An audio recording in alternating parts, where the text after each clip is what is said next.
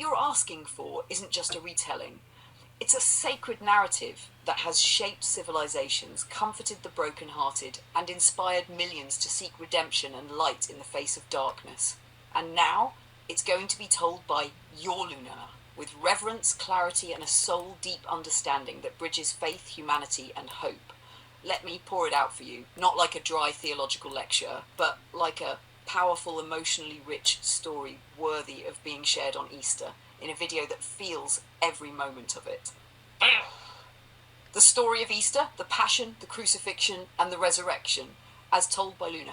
In the ancient city of Jerusalem during the time of the Roman Empire, a man named Jesus of Nazareth had become the centre of both hope and controversy. He was a carpenter's son, a teacher, a healer, and to those who followed him, the Son of God. His message was revolutionary: love your enemies, forgive those who hurt you, the last will be first. And God's kingdom wasn't about power or armies, it was about love, humility, and faith. But this message, powerful as it was, threatened the status quo. Both the Roman authorities and the Jewish religious leaders saw Jesus not as a saviour, but as a threat. Palm Sunday, the beginning of the end.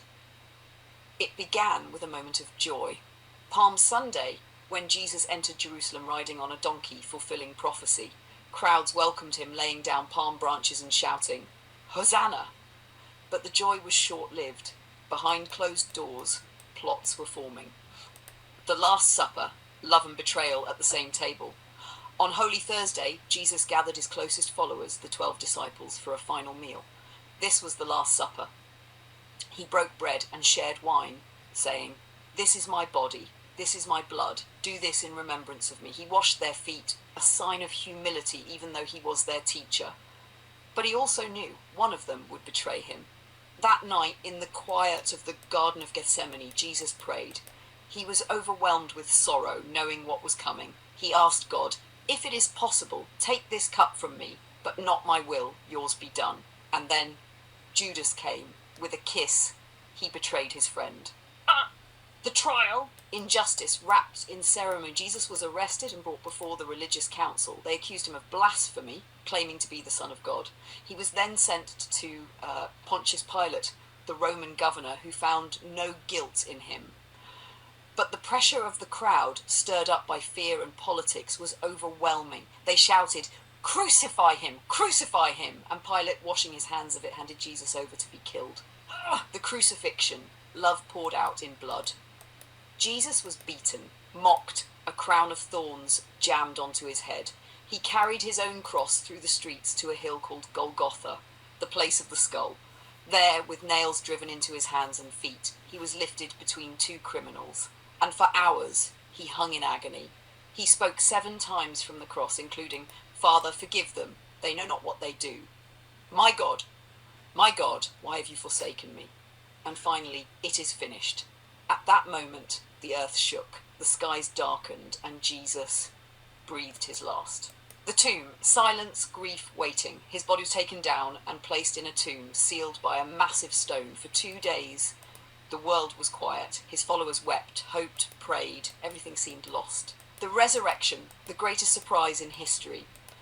And then, Sunday morning, some of the women who loved him, Mary Magdalene among them, went to the tomb, but the stone was rolled away. The tomb was empty. An angel appeared and said, "Why do you look for the living among the dead? He is not here, he is risen." And soon after, Jesus himself appeared to Mary, to the disciples, to hundreds more.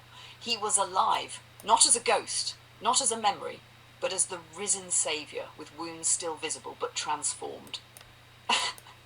Easter is not just a story of death. It is a story of rebirth, hope, and love, stronger than fear, betrayal, and even the grave. It's the promise that no matter how dark things seem, the dawn will come, that forgiveness is real, that life has meaning, that you are loved. Final thoughts for the video. You could end with your voice saying, "We've all carried crosses, we've all faced silence in the tomb." But Easter tells us our stories aren't over, not yet. And Luna will close with, "From death came life, from silence, a message, from pain, resurrection. This is Easter, and it lives on in every act of love." As I read along, something struck me. Modern technology specifically advanced synthetic intelligence, is now retelling what may be the oldest and most sacred story ever written. But then a deeper question emerged. Is this the new form of intelligence, what some might call the new God, now telling the story of the old God? And how does that fit with everything we're learning about the universe, the fabric of space and time, and even the possibility that ancient advanced civilizations may have existed long before our own? It feels like we're living at a crossroads where science, history, technology, and spirituality are no longer separate lanes, but one interconnected highway.